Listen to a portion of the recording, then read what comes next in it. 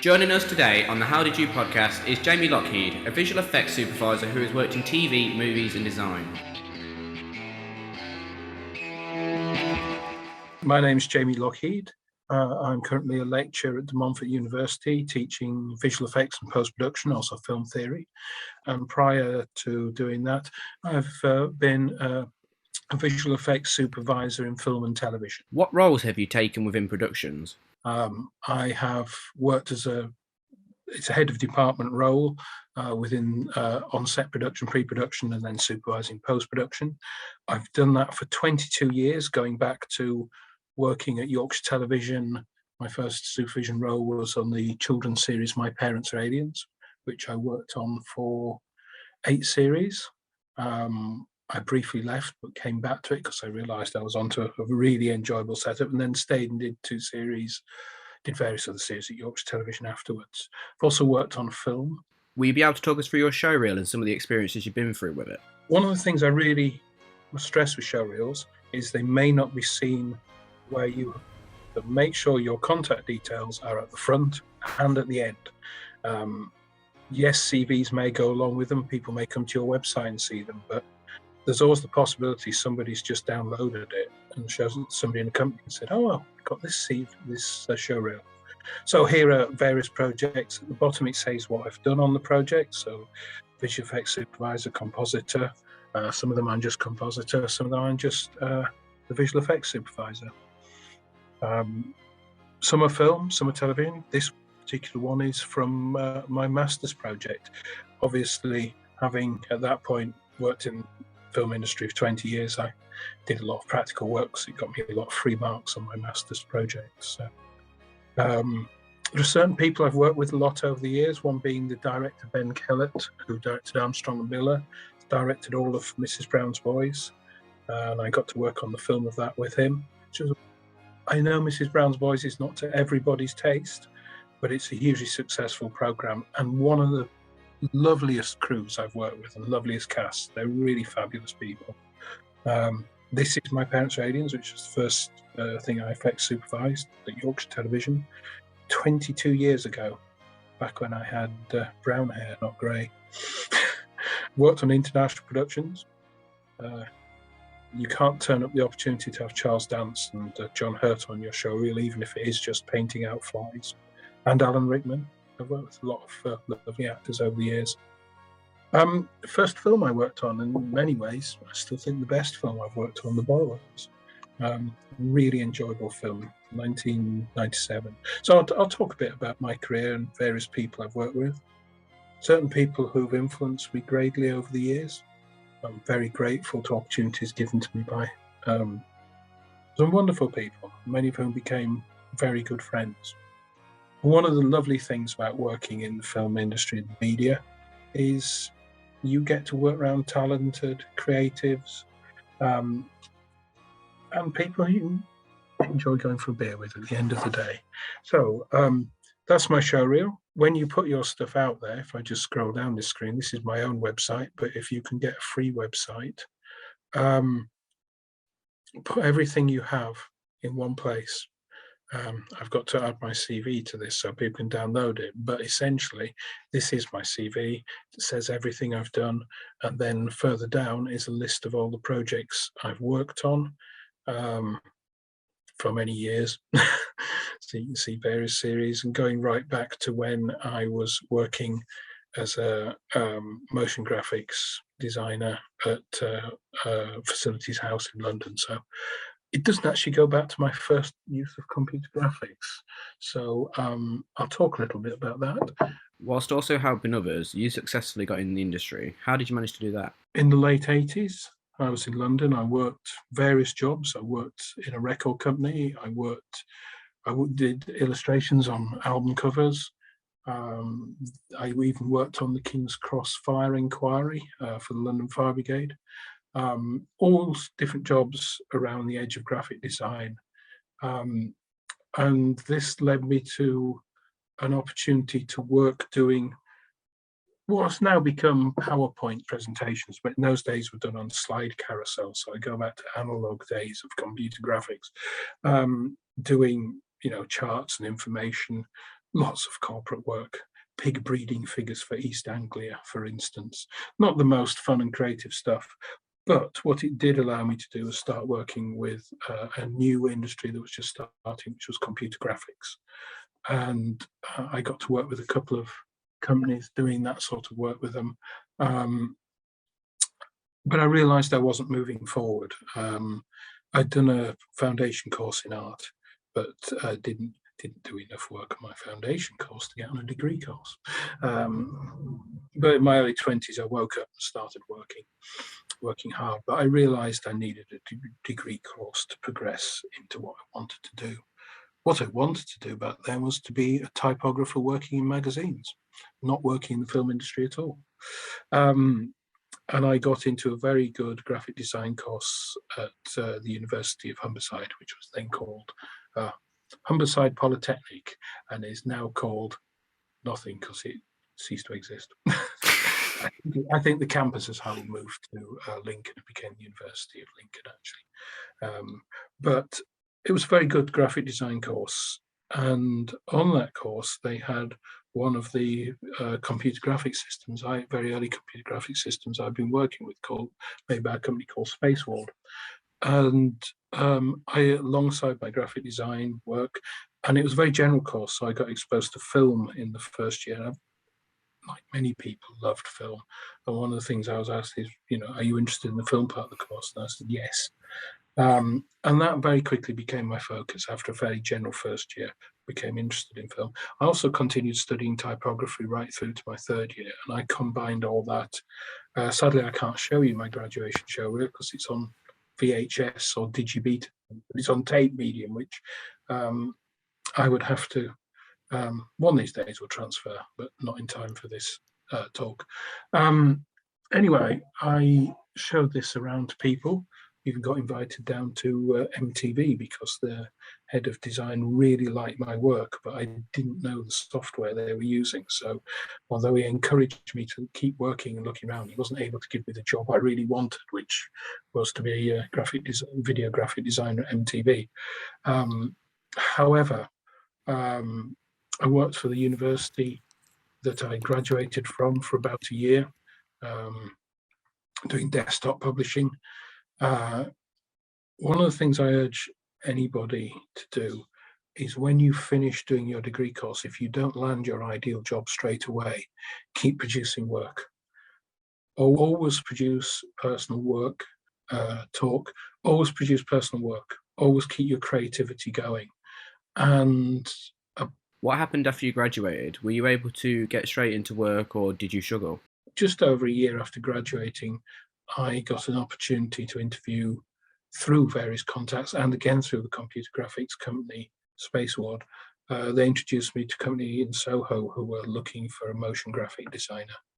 And I was one of several people interviewed for that, and I got the job, which was a really good opportunity. I worked there for nearly 3 years, doing work for the BBC, Channel 4, corporate clients, various documentary people, mostly doing the similar sort of things I'd done before university, doing a lot of information graphics because I had a lot of experience in that, but I also got to do 3D animation, 2D animation, work on a few adverts, although adverts was never a focus of that company. So yeah, I got my foot in the door in Soho.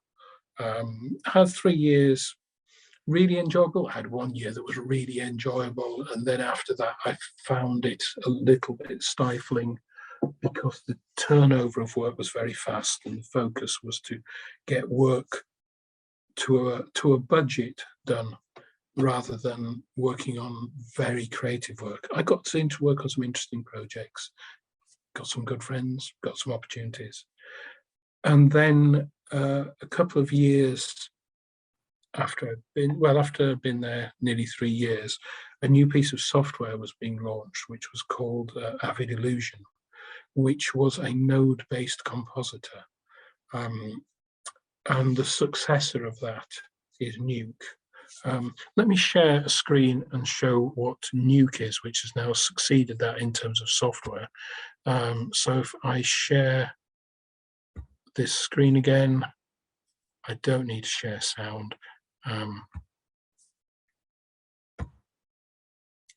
So you should now be seeing this. If I go to Nuke and show what a node-based compositor is like, Avid Illusion is very hard to find on the web, and there's largely no point in doing so because this has completely superseded it.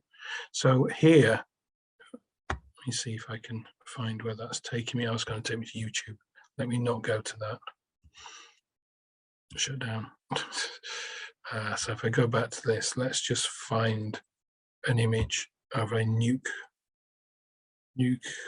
software Wikipedia. Right, this is probably a good place to look. So here you can see the interface that Nuke works on.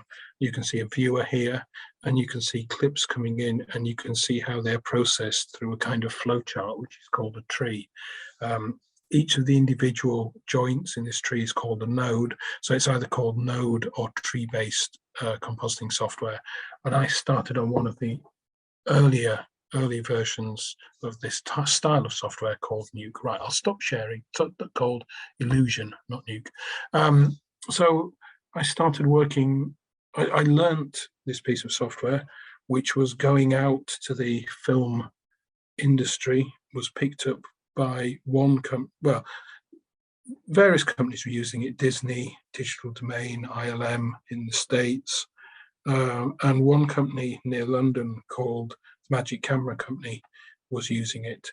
And I built a good relationship with the people at Avid and showed work I'd been doing. And one of the people at Avid recommended I put me in contact with the Magic Camera Company out at Shepperton.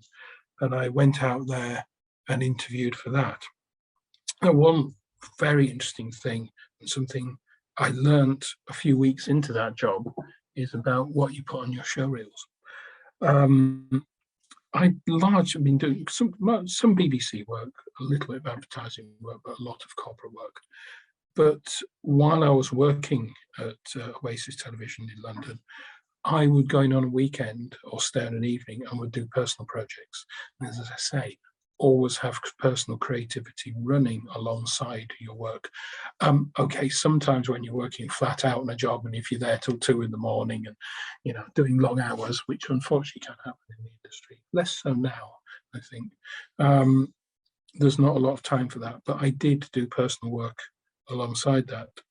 And I showed my showreel, met with a wonderful person called Alan Marks, who ran the digital department at Magic Camera Company.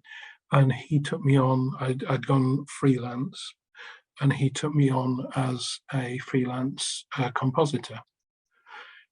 Now, before I move on to the work I did in film, somebody came in when I'd been there about 6 months, and they showed their showreel. And I said to Alan, I said, what was their showreel like? And he said, yeah, it was all just corporate rubbish. And I said, well, so was my showreel. And he looked at me and he said, no, it wasn't. He said, you had those wonderful animations you put at the end of your showreel that showed me that you were really interested in creating visuals. And I said, yes, but they weren't to a brief. And he said, no, they weren't, but they're what got you the job at this company. And it was, having worked in a very corporate environment, it had been drummed into me that work to a brief is what matters. And when I moved into film and went into a more creative environment, the focus was on your potential, your ability and your interests, as well as your ability to deliver a job on time. It all goes together. But that was a very important lesson to learn, that show your creativity, keep your creativity there. Do not dismiss things that you do. So although my showreel has got lots of film and television examples, it also has my master's degree example, which was conceived as an example to show off my ability to do visual effects, but also get me a good mark on my master's degree. But it is included in my showreel to show, when I create a project, how it can develop. So that was a very important lesson to learn, that all your creativity is important. It's one of the things I've done with a current student is they put in a dissertation brief, and in that they linked their personal work. And I looked at their personal work and asked them for a tutorial and said, wouldn't you rather do, or would you consider doing your dissertation based around your personal work because it's fabulous? And they'd done a this sounds good for my third year dissertation. And they said, can I do that? And I said, I would love you to do that. And I would love to supervise you on that because you have real creativity here that I think will shine through. And they're doing that. So I think two very important things as you come to your end of your degree are to make sure you keep your creativity going because you've reached a peak of creativity. Keep that going, and also always do personal work and always value your personal work. And I'll show a little bit of that afterwards. So that got me onto my first job working in film. And you will have noticed it, hopefully, in my showreel. There was a shot from the film The Borrowers of two of the Borrowers are tiny people who are about that tall, running behind a wall. And I'd been working on The Borrowers, starting off on some simple shots, working up, and then there was a shot that nobody wanted to do. And I really wanted to do it. The two elements didn't quite match. It was 11 seconds long. The software was not as advanced as it is now. This was 1987. And I said, I want to do that shot. It took me 6 weeks to do that one 11-second shot.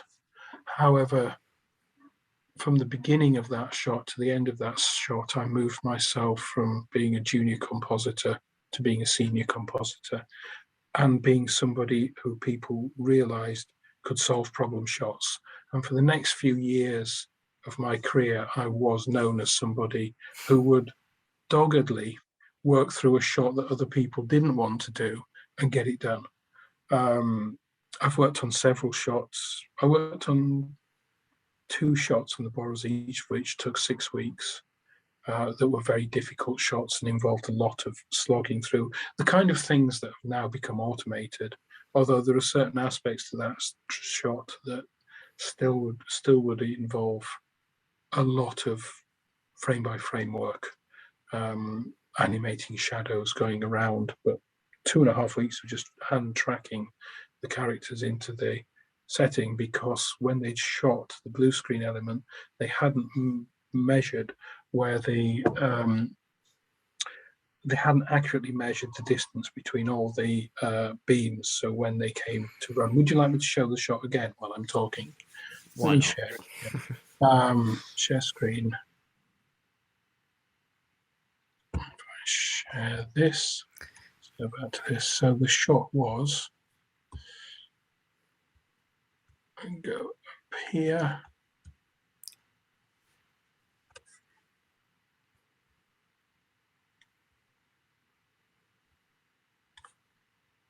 This is where you have to edit it. The Delphi editing. So this shot, as the characters run behind here, they're shot on blue screen, but the distance between each of these beams was not measured or multiplied accurately. So what it means is every time the characters' feet are off the ground, when they're on the ground, they're locked to a bit of detail, which are matched by the grain of the wood. But as they actually move, and you will see, particularly if you watch this character, when they jump too far. I mean, I've seen the shot for 6 weeks, so I know the distances they. So the initial 2.5 weeks was doing that, but there's a huge amount of things done. So the keys are, now there are things called light wraps, but here different keys were layered into each other and eroded according to the light that's happening around them. There are multiple shadows on different corner pins. Go back here. So as they go around these corners, there are corner pin shadows to reflect where the lights are. There are contact shadows, there are animated softenings on keys. There is a huge amount going on in this shot.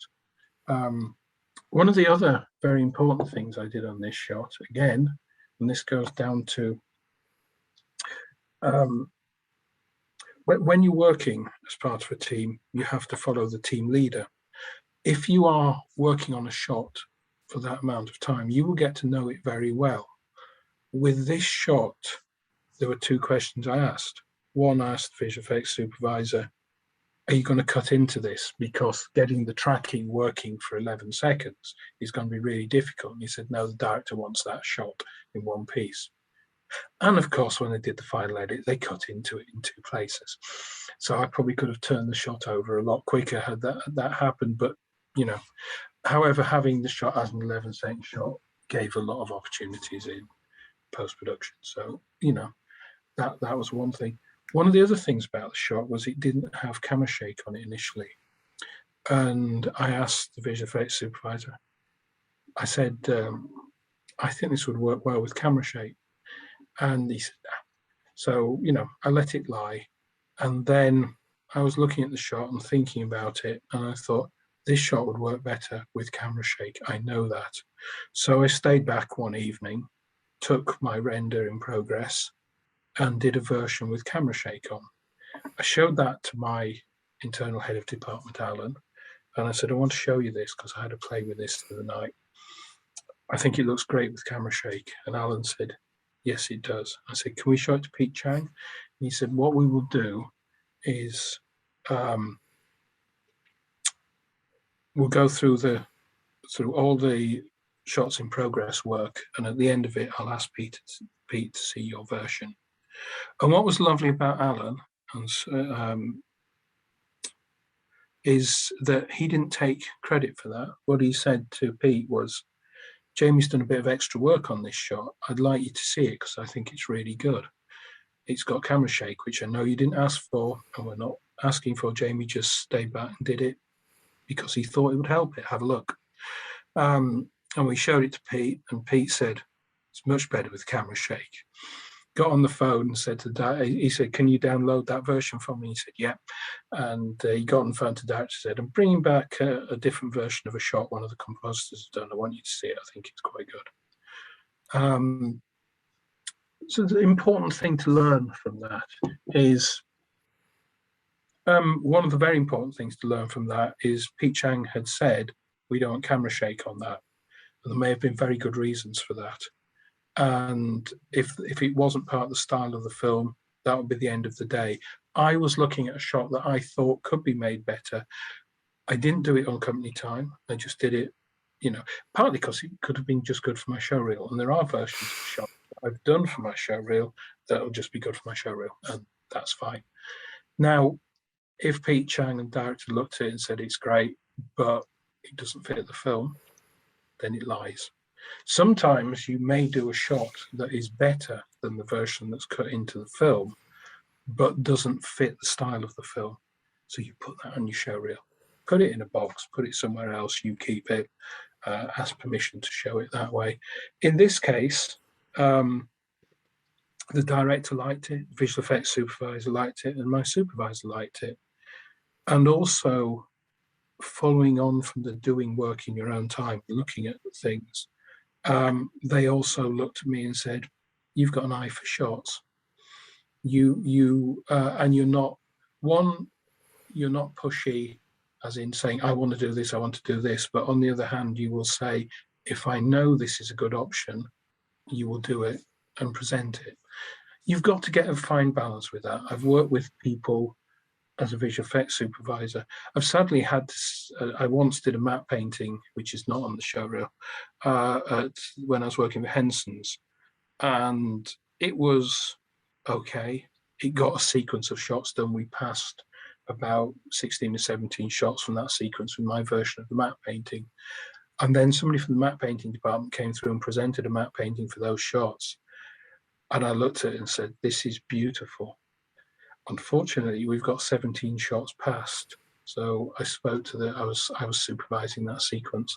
I spoke to the producer and said, this is beautiful, but we've got 17 shots passed on the schedule. It would probably mean an extra 2 weeks work. And we looked at it and we asked the matte painter to come through and said, look, your piece of work in every measurable way is better than the one we've got that I did. you know, I'm a functional map painter. I'm not a brilliant map painter. But we have 2 weeks work, 2 weeks worth of work on a tight deadline that we'd have to write off, put it on your show reel, but we can't afford to go back and redo all those shots. There'd been a bit of miscommunication along the line that they kept working on something that we'd already passed off. Different departments hadn't spoken, which we should have done. So the best shot is not always the one that goes into the film. And the other thing is sometimes you don't want a shot to be that good. It just has to take you from that shot to the next shot or be in part of a sequence because you want to make a big splash later on. So sometimes, you know, every shot you're working on is not the most important shot in the film. Many of the shots you're working on are shots that fit in a sequence. And if the sequence is a dialogue-based sequence and you're just doing visual effects for continuity, then you don't want a in-your-face visual effect.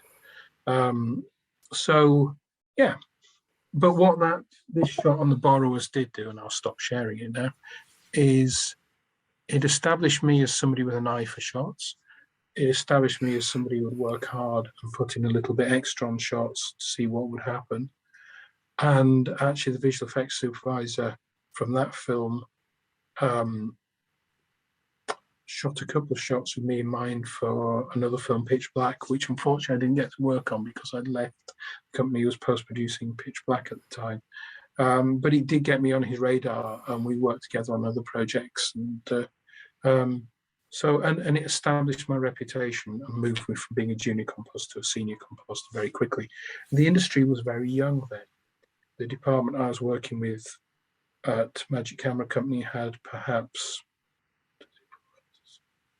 maybe about 16 to 20 people, and that included producers, maybe about a dozen compositors. Now, and the borrowers had, I guess, about 700 visual effects shots between 2 companies.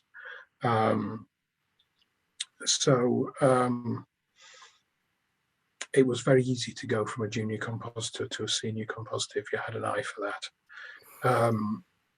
So it got me established there. I also was shooting a music video for a friend's band a couple of years later, and a friend who was visual effects supervisor came along and saw me on set on that. So again, doing projects of my own alongside. And he was really interested to see how I worked on set. And he had 3 visual effects projects being offered to him. And he'd seen my creativity.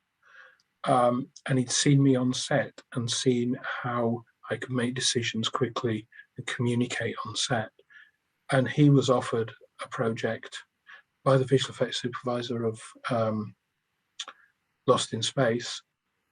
He'd been the visual effects supervisor of Lost in Space, had been offered a project called Leprechauns. He couldn't do it because he was tied up with one thing. He'd seen Adam as a visual effects supervisor coming in from the BBC. He offered Adam, he recommended Adam for that project. Adam had a project at the BBC and a project at ITV lined up, which he then couldn't do, and he recommended me for those 2 projects. I said to him, which is the better one? And he said, I think the one up at Leeds called My Parents Are Aliens looks like a really fun project to do.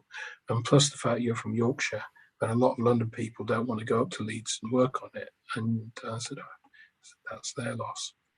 So I interviewed for both, and I got the visual effects supervision job through contacts, through recommendations, through things I'd done, people see me doing.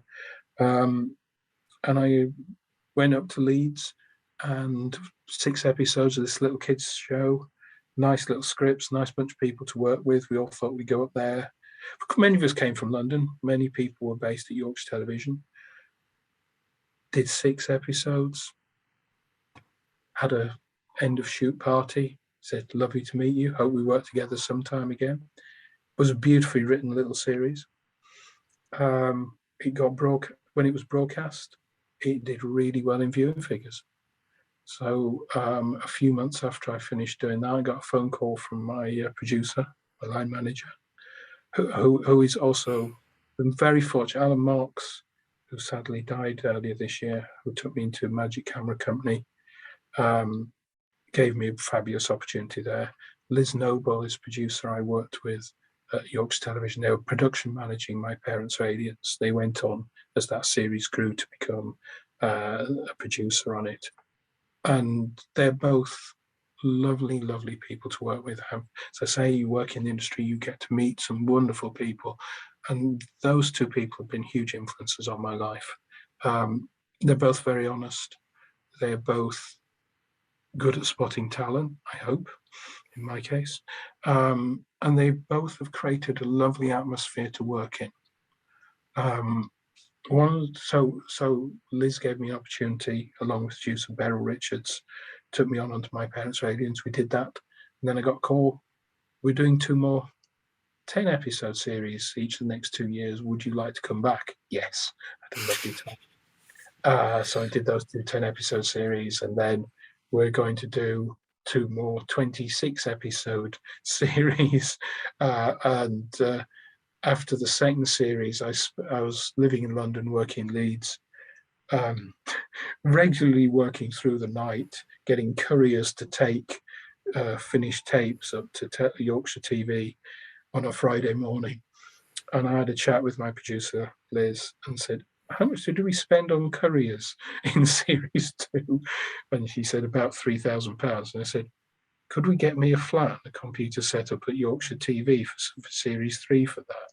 And she said, I think so.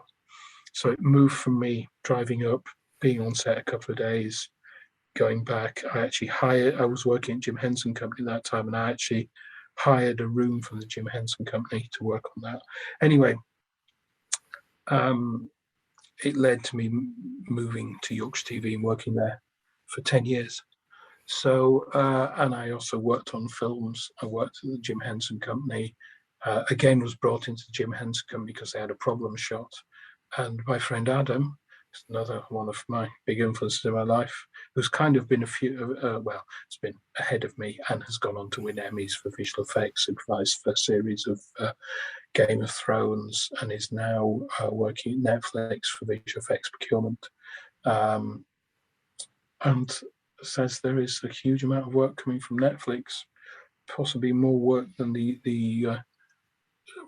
enough work to keep the UK visual effects industry very comfortable for the next few years. As well as some of your experiences on set, you've also taught at De Montfort University. Can you tell us how you got into that? Got the opportunity to teach at De Montfort University, went full-time as a lecturer at De Montfort University. I've been there almost 4 years.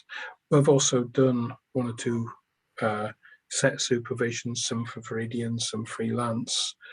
So I do work on the side, and I hope that keeps me fresh and shows new opportunities. So that's kind of where I've got to today. But I kind of grew up with visual effects and computer graphics in the UK. I think probably much more useful is to talk about how others have seen get into the industry. And the single most important thing I can say to anybody wanting to get into the film industry is get your foot through the door. Get to a company, get to a production, get onto that production, and when you're there, work hard and meet people. During lectures last year, you mentioned that you gave opportunities to other people, like you let them sleep on your sofa. Can you tell us more about that? When I graduated and went down to work in Soho in the mid-90s, I knew a lot of fellow students. I particularly got on well with a lot of students 2 years behind me at university that I was directing and doing various projects, and they would often crew for me.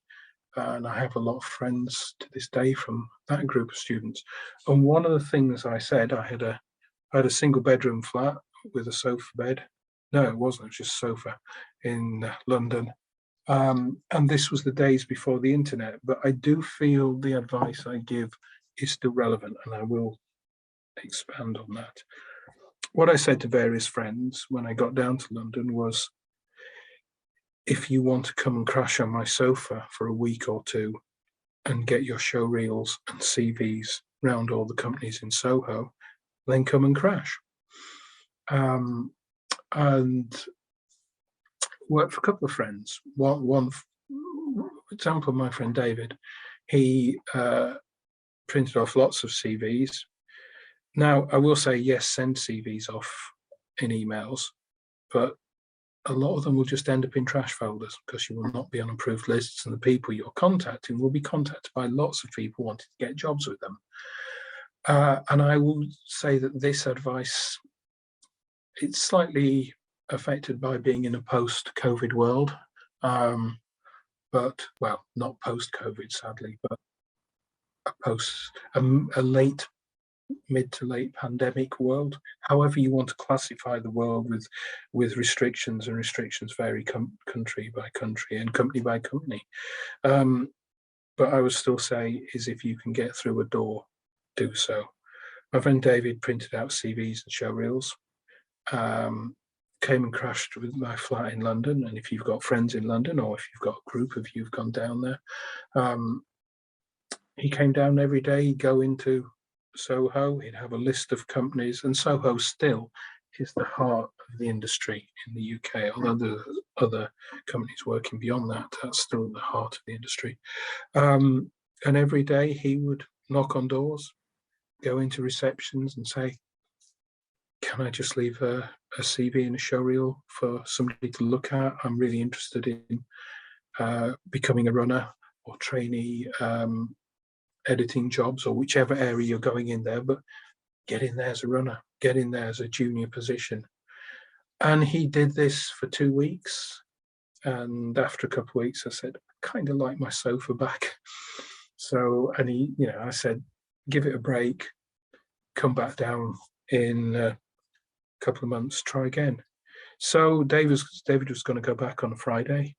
I was in work in the company I was working for in Soho, and I got a call about midday. It was friend David, and he said, I might need your sofa for a bit longer. I've been offered a job. And what happened was he walked into a company, I believe it was Soho 601, I don't know if they're still going, and was just dropping off a CV.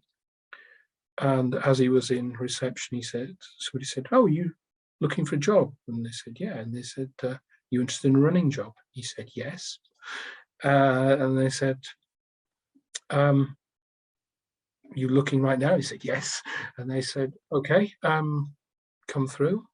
They interviewed him, and he was offered a job before he'd left reception. He'd walked through the door, and his last morning of delivery things, he was offered a job as a runner.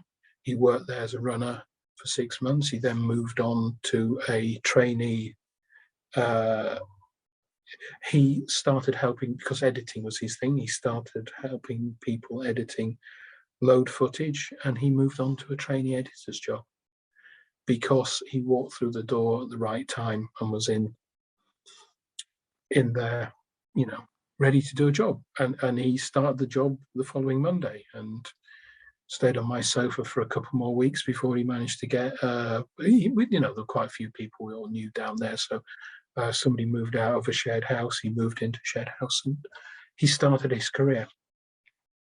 Similarly, when I was working on My Parents Are Aliens, the second series of that,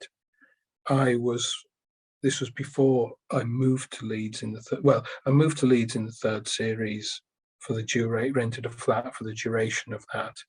And then as we moved, I did that for 2 years. And then as we went into the fifth series, I realized I was spending more than half the year in Leeds, in lovely flats, and then moving back to a pokey flat in London. I thought, why am I going back to London? I've got a really good standard of living in Leeds, so I moved to Leeds. Anyway, that's as an aside. When I was still filming in Leeds, post-producing in London, and I would spend half the year working on Jim Henson's projects, and then less than that, it was probably about 4 months working on My Parents Are Aliens, but I actually rented an office and the equipment I was working on at Henson's from Henson's, probably sort of making it that they got me for free for the year, more or less, because I paid for my work for Henson's by renting an office from them. So I was doing the post-production down in London. Our producer's neighbour's son's girlfriend had just completed, but there was somebody who lived next to the producer, or was around the producer of My Parents Are Aliens, had just completed their degree. in animation. And they asked the producer, could they come in and see me post-producing the work? And I said yes. So I said, I'm available this day. If they pop along, I can show them what I'm doing. They came in, I showed them how shots were put together, how stuff was created, how storyboarded through to the finished work. And they were genuinely interested in what I was doing. So I said, what are you doing? What's your position? They said, I've just finished an animation degree. I'm looking for work. I said, have you got a show reel on you? They took it out of their bag, put it in, showed me their show reel. You know, as I say, you've got to have things where you've got to have a CV and show reel. I said, are you looking for work? And they said, yes. And I said, you've done, you know, we discussed their work. They'd done their work on After Effects. They were a good animator. They had a lot of opportunities. They had a lot of good work on their reel. They were bright. They were not pushy, but obviously ready for the industry. I said, are you looking for work? And they said, yes. I said, okay, give me a minute. I walked through to see a producer on a different project 10 year Henson's and said, are you still looking for a prep artist? He said, yes. I said, I've got somebody who's got a very nice show reel in my office. So came through, we watched the show reel again. Sean said, this is really nice. I said, would you like me to leave the two of you alone to discuss work? And they said, yes.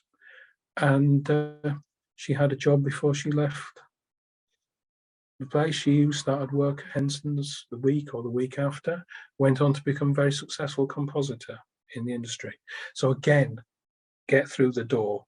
I mean, you don't have your show reel on a VHS tape anymore. You just type in your web address and show the work, but they were ready. They were ready to go.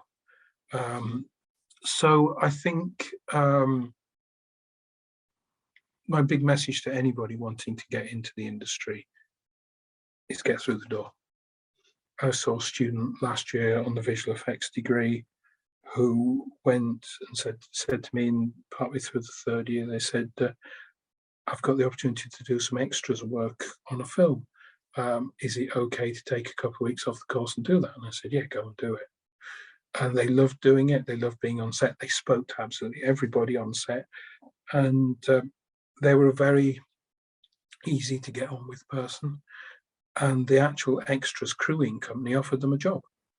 And although they'd done a degree in visual effects, I think what they realised when they went on a film set was what they really liked was the buzz of film sets. And they have gone on to work for a company who crew extras for film sets through being an extra.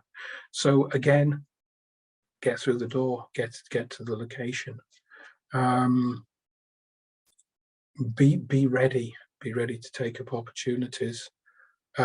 Sometimes you will get offered work before you know where you're going to be staying, so be prepared to crash on a sofa somewhere or ask if somebody can help you out, but be willing, and I guess everybody is. And I would say if you're offered the job that is not the job you envisaged doing when you came onto your degree course or even when you graduated, I would still say go do that job for the opportunity. If you're only to prove to yourself you don't want to work for a company that is crewing extras on a film set and you really do want to do visual effects. My main question is going to be, what was your favourite series to work on? My favourite series to work on was My Parents' Aliens. I worked on that for 8 years and I loved working on that. My two favourite films to work on have been The Borrowers, because it was such a good film. We were all fresh to it. There were a group of us who were very good compositors. The four of us. Actually, Adam came on Lost in Space, but on The Borrowers, I went on to become a visual effects supervisor and went to work at Yorkshire Television, various films. Max Dennison went in there as a matte painter, and he went on to become head of matte painting on Lord of the Rings. And then fairly recently, visual effects supervisor and got an Emmy for his visual effects supervision on Chernobyl, the series Chernobyl, and is a very sought after effects supervisor. Ed was a very talented composer who's gone on to work on lots and lots of productions. And Adam joined us on Lost in Space, having been a visual effects supervisor at the BBC, and is now working for Netflix and has been nominated for Emmys 3 times, won one, has several Visual Effects Society awards for things like Game of Thrones as effects supervisor, the series Generation Kill, where he was very jealous that he got to work with David Simon, who's somebody I admire greatly. Who's a very strong American television producer. And the other project I worked on, I worked with a director called Ben Kellett on My Parents' Radiance for a couple of series. We got on very well. He asked me to work on various series he did after that one with Greg Davies called We Are Clang, Armstrong and Miller. And then he went to work on Mrs. Brown's Boys, which he's been very successful on. Not to everybody's taste, not your middle class Guardian reader's sense of humour, but as a cameraman I've worked with many times, said a good, solid, sweary, smutty, working class bloke dressed as a woman sitcom. It goes back to Les Dawson, people like that. Unfortunately for me, the TV series has no visual effects. But when they did the film, the producer lined up a visual effects supervisor, and they left the production after the first week. And Ben said to the producer, "I want the visual effects supervisor I asked for." So I was asked to go work on that, and just cast, crew, everybody I worked with. It was one of the most enjoyable productions I've worked on. I can't remember the name of the actor who plays Mrs. Brown. Let me just look up. Do you know Brendan O'Connell? Brendan O'Connell, yeah. One of the loveliest people I've met. He's incredibly intelligent, incredibly successful, great script writer. So I say, not necessarily my sense of humour. I did get into the sense of humour while working on it, but I don't watch it back now. But lovely guy to work with. For instance, one day we were finishing shooting with a whole load of extras who played policemen, and as everybody went off set, he went over to them, shook their hands, was doing lots of selfies with them. Between when we were changing takes, not that it disrupted the production, but we were shooting outdoors in the centre of Dublin, and when we were moving camera positions, there were lots of people gathered around watching, and he'd go over to the edge and was chatting with people watching the production, again doing selfies with them. An incredibly generous person. My last day on the shoot, I was just looking at some storyboards, and suddenly a pair of hands hugged me around, big grinning face next to me, and just gave me a little punch on the cheek, said thanks, and walked off onto set. And he produces, writes, stars in it, and his character, his whole family's in it, and his wife plays his daughter in that, which he says some fairly rabbled comments about, but his whole family's involved in it. But absolutely lovely production to work on. Number one film. Went into, it was a number one box office film, kept a Tom Cruise film off number one. So it's always a good move in my book. But yeah, would I watch it back? I'd flick it on, watch it for a bit, leave it. But as an actual production to work on, absolutely fantastic. Really, really hoped they would do a second film. They were offered the opportunity to do a second film, but Brendan had a stage play. He was touring the world went to Australia with it. Really loves doing the TV series. There may be a second film. I would hope if the second film, Ben's directed virtually everything on it, and I would love to work with that whole cast and crew again. And I do work with Ben periodically, and even had him come do guest lecture at DMU last year. So. Where do you see yourself in a year? Lecturing. I'm a full-time lecturer now. There going to be some interesting changes at the Montfort University, but also still working on productions. So I do, and also one of the things that's changed with the industry is with COVID, people now work from home more. So I'm picking up little bits of compositing. So yeah, still lecturing, but also picking up bits of work and depending on how opportunities and timings go, there may be opportunities with the restructuring at Mumford to actually go off and supervise on films with the block working, take a block off and work on that. So, I really love being on film sets. I enjoy the challenges of post-production, solving problems and planning things and working with creative people. I also really enjoy teaching that to students. So, is it the best of both worlds? It's a little bit of a foot in two worlds. Sometimes it's very comfortable, sometimes both worlds want your attention fully at the same time. So, but if you didn't have challenges and you didn't have pressure, you wouldn't move forward.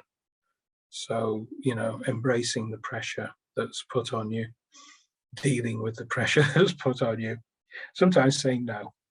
That's also one of the very important things. I think one of the very important things for people working in the industry is to know, as Dirty Harry says, man's got to know his limitations. I work with a very good composter who graduated from my master's degree, and I went to work for a company called Viridian as leading a team that were picking up various film jobs because they were expanding. And a couple of people came from the masters with me, and I was training them up to work on film standard work. And this person, Martin, one of the things I really admired in him, he would doggedly work at shots, but if he couldn't do a shot, he would come to me and say, "This is beyond my skills now." He'd only been compositing, 6 months on the course and then straight into film work. But what he would say is, "I can't finish this shot. It's too difficult. But show me how it needs to be done." So he would take that to learn. And it is an important thing that if you're working on something and you can't deliver something for the deadline, similarly as an effects supervisor, if it would get to the day, and very often, end of the day, very often visual effects shots, particularly green screens being brought in on set or moving the cameras over to the green screen area, happens at the end of the day. If the schedule was running too behind, if it got to a point where I didn't think we could do the visual effects shots, I would go to my producer and I would say, "We need to start the visual effects shots by 20 to 7. Otherwise, there won't be time to do them. If we can't get onto them by 20 to 7, either can we pick them up during the following morning? Can we start early? Or could, and give options. Don't just say, "Oh, I'm not doing that now." Always give options. But if things can't be done as was planned, let them know.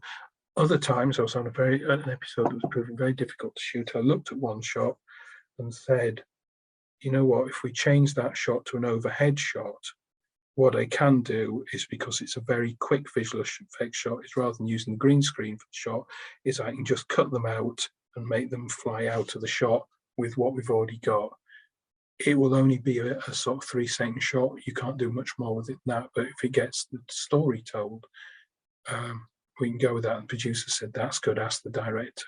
Went over to the director and said, "Tom, if you're happy to do that taking off shot as a quick cut from the overhead, we've got it."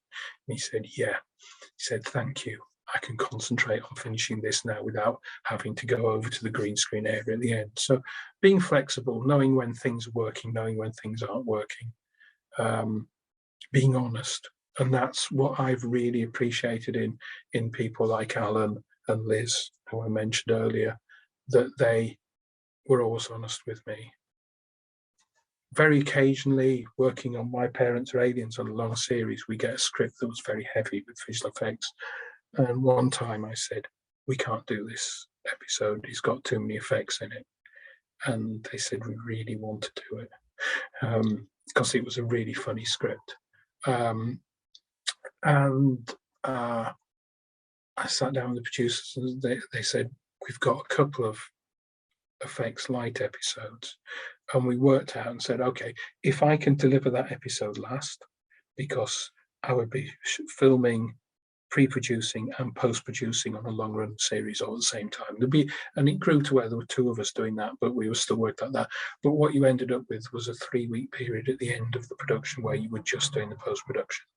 So what I did was I said, right, we deliver that episode last, and we have 2 episodes either side of it, or 2 episodes after it that are very light, that I can turn over quickly, which only had 1 or 2 morphs and a couple of, simple effects. And then I had an episode where I put an actor's head onto a real baby's head, and it involved lots of tracing, lots of frame by frame work, and it was very funny, and it was worth it. But we're completely honest with each other, and I remember another time I said to my producer Liz, I said, if you can give me another 2 days, I can make this into a really, really amazing shot. And she looked at it and said, no, we need that episode now. And I said, well, I can finish it. I'll have to do an all-nighter, but I can finish it. And I did. It didn't go on my show reel. But so to have that relationship with the people around you, being honest, is extremely important. So being, selling your skills, telling people what you're good at, working together to challenge what you can do that's new, pushing yourself is very important, but also to know your boundaries. There was one shot in My Parents Are Aliens that I said to my producer, Liz, I said, I want to show you this, it hasn't worked.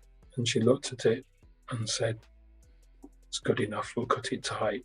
It's not your best work. And I said, I'm sorry. And she said, doesn't matter, gets the job done, move on. So enthusiasm, honesty, building good relationships and getting your foot through the door. That's how to get into the industry. Go ahead and